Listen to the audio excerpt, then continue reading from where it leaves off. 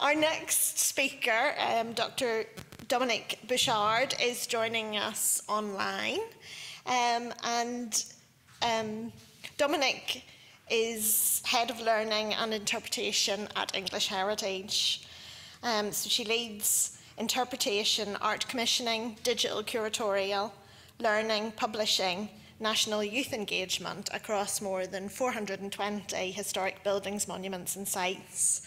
So Dominic has huge experience in exhibition and learning, specialising in contested histories and divided societies, including Northern Ireland and Hong Kong. She's a 2021 Clore Fellow and an Honorary Visiting Fellow for the School of Museum Studies in the University of Leicester. And Dominic is going to continue the discussion on public space with a focus on British imperial monuments across the island of Ireland, covering the impact of these in the past and the role in our present. So over to Dominic. Hello, can everybody hear me all right? Yes. I'll try not to listen to myself. It's two dumps in a row. I feel like this is some kind of achievement. So thanks very much for listening. I'm about to share my screen, which should hopefully show you a bunch of slides. Wonderful. So this is sort of what I'm going to talk about today. I might diverge a little bit, but we'll see how we go. So I'm going to start with this.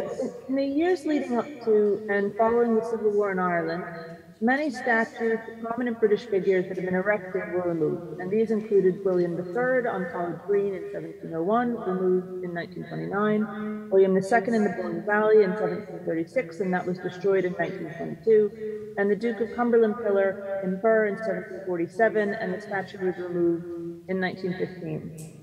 And several of the most notorious imperial monuments in Dublin, the Queen Victoria statue at Leinster House, which is seen here, were unveiled only really a few years before these removals. So on the 17th of February, 1908, in the grounds of Leinster House, a very lavish ceremony unveiling the monument, the Lord Lieutenant remarked that we are assembled here to dedicate this noble work of art to the perpetual commemoration of a great personality and a great life. Incorporated within the monument to the famine queen is the figure of an Irish soldier fighting in the Second Anglo-Boer War, representing Hibernia at war. The soldier showing he was still dying, but still clutching his rifle, while Erin, Ireland, sits behind him clutching a wreath. Part of the inscription on the monument base noted, Victoria, Queen of the United Kingdom of Great Britain and Ireland, Empress of India, erected by her Irish subjects. In August 1929, the Irish Times reported on discussions to remove the statue, quote, on the basis that its continued presence there is repugnant to national feeling, and that from an artistic point of view, it disfigures the architectural beauty of the parliamentary buildings. In the Doyle, however, in 1930, the government line was that, quote, the statue in question is not regarded as a valuable or attractive work of art. Nevertheless, it is not thought that its effect on popular taste is so debasing as to necessitate the expenditure of public funds on its removal. Some members of the Fall, however, complained in 1933 that it was, quote, inconsistent with the main objects of the Fall, that this relic of imperialism should disgrace the precincts of our parliamentary institution.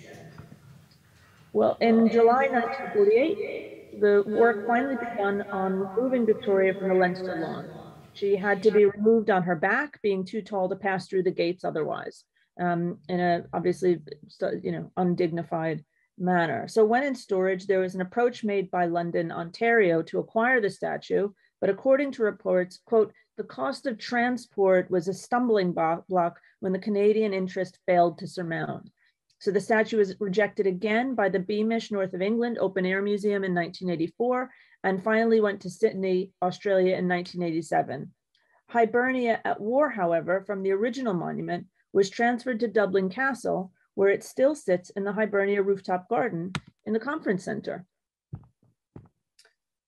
So other monuments with imperial associations in Dublin particularly include the Fusiliers Arch, which is seen here, sometimes referred to as Trader's Arch, the Wellington Monument in Phoenix Park, and the 5 lamps on Amiens Street in Dublin. So let's have a look at them. So here we see the Fusiliers Arch when it was the opening ceremony in 1907 on a postcard. And these are some modern photographs. So it forms part of the Grafton Street entrance to St. Stephen's Green Park, and erected in 1907, it was dedicated to the officers, non-commissioned officers, and enlisted men of the Royal Dublin Fusiliers who fought and died in the Boer War, with the names of the 222 soldiers who died inscribed on the underside of the arch. It's in the form of a Roman triumphal arch, alluding to the British ideas of itself and of its empire as a new Rome, and erected at such a crucial period in the history of Irish independence. The structure became known in some circles as Trader's Gate. During the Easter Rising, the arch sustained some damage from gunfire, but it survived and remains one of the few colonialist monuments in Dublin not blown up in Ireland's post-independence history. The Wellington Monument, well, it's really a testimonial rather than a monument because it was unveiled during Wellington's lifetime, but we'll just leave that aside. Anyway, it was built to commemorate the victories of the Irish-born Iron Duke Arthur Wellesley, the first Duke of Wellington. It was originally intended for Marion Square, but it was built in the Phoenix Park after opposition from the square's residents. In 1820, the project ran out of construction funds and the structure remained unfinished until the 18th of June, 1861, when it was opened to the public. Now, originally, there were also plans for an equestrian statue of Wellington, but there wasn't enough money and they were very quickly scrapped. As you can see, there are panels on each side of the monument, and the one you see in the picture here commemorates the Battle of Waterloo. And I've translated, well, I haven't translated the Latin inscription, and the translation of it is on the right-hand side and is in the image. So the panels on the other 3 sides of the monument are reliefs featuring some of Wellington's key achievements. So we see here an allegorical depiction of Wellesley accepting the civic crown from Britannia and presenting a scroll of freedom to Hibernia, the whole sort of symbolizing his key role as the prime minister during the passing of the Roman Catholic Relief Act in 1829. This side here is a relief done by Thomas Farrell and depicts an episode in the Battle of Waterloo. And the other 2 reliefs, which I'm not going to show you, are representations of civil and religious liberty, showing Wellington as administrator, and victory in India, another battle scene complete with cannon and palm tree. All of these action scene panels make a very deliberate visual reference to the Parthenon sculptures, and of course the obelisk itself taps into the ancient Roman tradition. And the last public piece we're going to look at briefly in Ireland is another one in Dublin, which is the 5 lamps on Amiens Street, which is a lovely picture here, which you really can't see very well at all. So there's another picture I'm going to show you. So the 5 lamps is a freestanding cast iron lamp standard and fountain that was built around 1880, and it has a very detailed base, a fluted shaft, and these and scrolled brackets, and as you can see, 5 lights. The picture probably best seen on the picture on the left. The decorative ironwork is a lion's head, which originally had little water spouts coming out of it, and it's surrounded by these little very lovely decorative panels as well. The spouts would have, spouted water into the basins that you can see, which are now filled in, and they have little geometric plaques on each corner.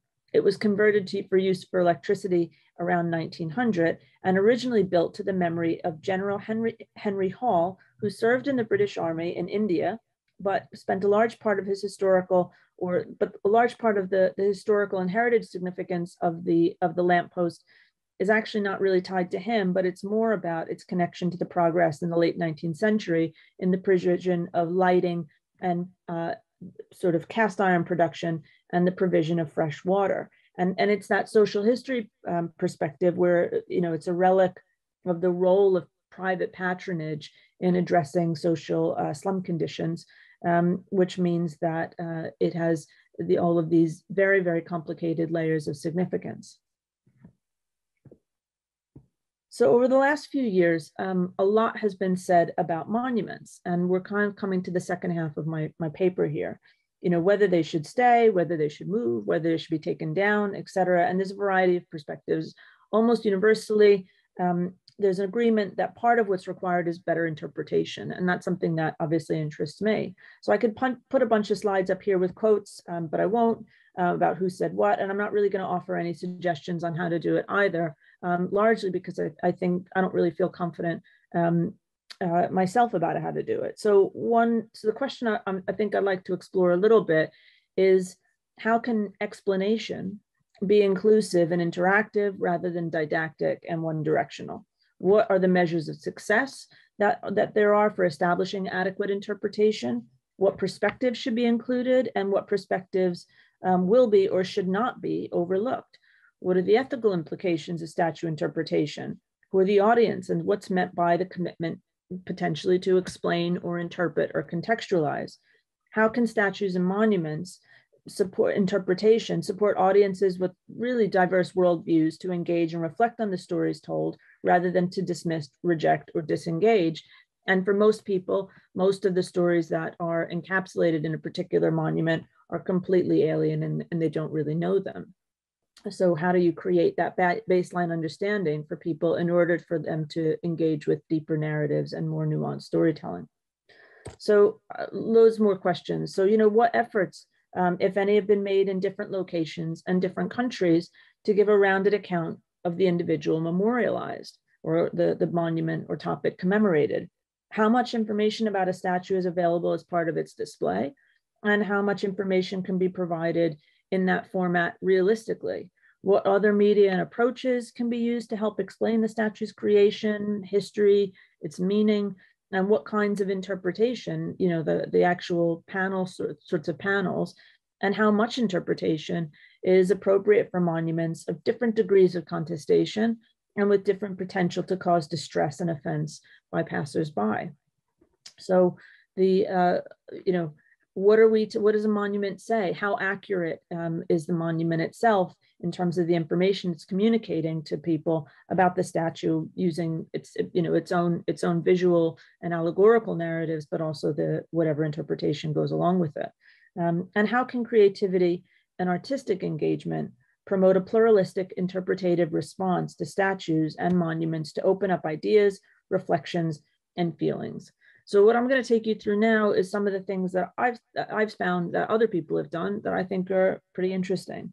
So arguably the most famous example of this kind of work is Memento Park in Hungary. So Memento Park is in Budapest, and it was created after the end of communism to provide a resting place for disgraced statues and monuments. So located outside the city center, it houses several dozen statues, busts, and other works of art that once shaped the Hungarian capital. Arnold Botetsky from the Leibniz Institute for the History and Culture of Eastern Europe in Leipzig has argued that, quote, many people were traumatized by this period and could no longer stand the flood of communist monuments in the cityscape.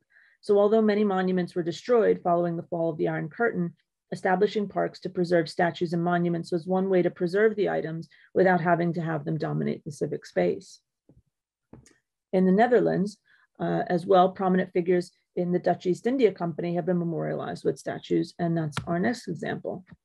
So here we have Jan Pieterszoon Koon, and the statue, who's a statue of a Dutch Golden Age trader and brutal colonialist, and this is in his hometown of Hoorn in the north of Amsterdam. And that's been the subject of debate for many, many years now. So Koon was a leading figure in the Dutch East India Company, and which was, of course, a 17th century trading powerhouse, and is credited with founding Batavia, which is the city now known as Indonesia's capital, Jakarta. Of course, he didn't actually find it, but he's gone down in history as well as the butcher of Banda, as the man who ordered a bloody massacre on the Banda Islands in what's now Indonesia, as a way of cornering the lucrative market for nutmeg and mace. So a plaque on the statue highlights different aspects of the story. The plaque text says that he was praised as a vigorous and visionary administrator, but was also criticized for the violent means by which he built up trade monopolies in the East Indies. And you can see the plaque just below, just above his name on the statue.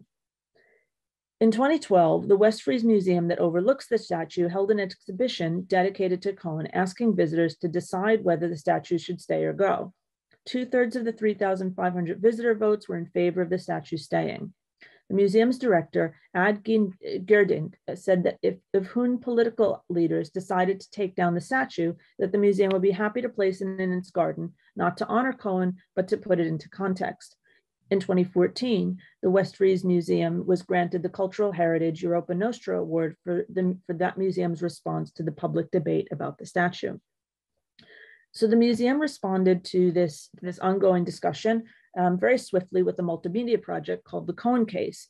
They took as a starting point the need that many people had to take a side in the debate about the statue. So the museum took the role of motivator and facilitator, presenting the historical facts and different opinions on Cohen, explaining how and why his image had changed over the years, and created space for participants to come to their own view. They appointed a judge, and they actually had people through this multimedia project, perform a trial. So the exhibition, or the multimedia exhibition in the form of the trial, so visitors were confronted with lots of evidence, mainly objects, but other things as well, witnesses on behalf of the defense and witnesses on behalf of the prosecution, who were historians and journalists with differing opinions. And the trial was led by a judge, Martin van Rossum, a famous Dutch historian and television personality. So the museum visitor got the role of member of the jury and was asked to come up with a motivated verdict on the charge. So this man does or does not deserve a statue. So because the exhibition was temporary, it was accompanied by a full color, very large glossy publication, and there was also a website that was created to it as well. So in order to involve as many people and to keep up the publicity, the Museum continued with a public program of activities to follow on, ranging from exhibitions, concerts, lectures, storytelling, and so on. The local debate is still going on, and as of 2021 and now 2022, there seems to be a bit of back and forward, and you can look it up in the local newspapers. The next project I'd like to talk to you about, and I realize I'm probably running out of time, I don't know if anybody's waving at me, is one that Historic England did in 2018, a project called Immortalized, where they commissioned 10 artists and thinkers to find new ways of remembering events, people, and identities in the public realm. So the results are actually really interesting, and I recommend you go over to the Historic England website to have a look at all the projects, but we're just going to look at one of them for the moment. So this project is called A Long Shadow Over London by Studio MASH, and what it is a project about the statue in front of you, which is about Robert Clive. So this statue is on the steps to King Charles Street at the heart of Whitehall, and I guess many people will have seen it if they've been to London. So the statue on it, the statue and the scenes in the bronze relief on the plinth, which I wasn't able to get a good picture to have it all there, really present Clive as a hero of the British Empire in India. So in this, so in the exhibition that the architects and artists propose is this, and I'll explain what it is. So they pair the memorial with this, what you see before you, which is a shadow etched into the paving material that extends from the plinth base and contains a very detailed story of the contested history of Clive's activities in India, and representing the suffering of the Bengali people, and especially during the leadership of the East India Company and Clive's financial extraction of enormous amounts of wealth. So the expression "to cast a long shadow" is what they used as the basis for it, and often, of course, that usually has negative connotations, but in this circumstance, it was a way for the artist to create opportunities for people to think about, to see the statue in its own terms, but also to think about the history that it held. So I thought I'd end with a quote from Mary Robinson about symbols, and I'll look forward to discussing this with all the panelists later.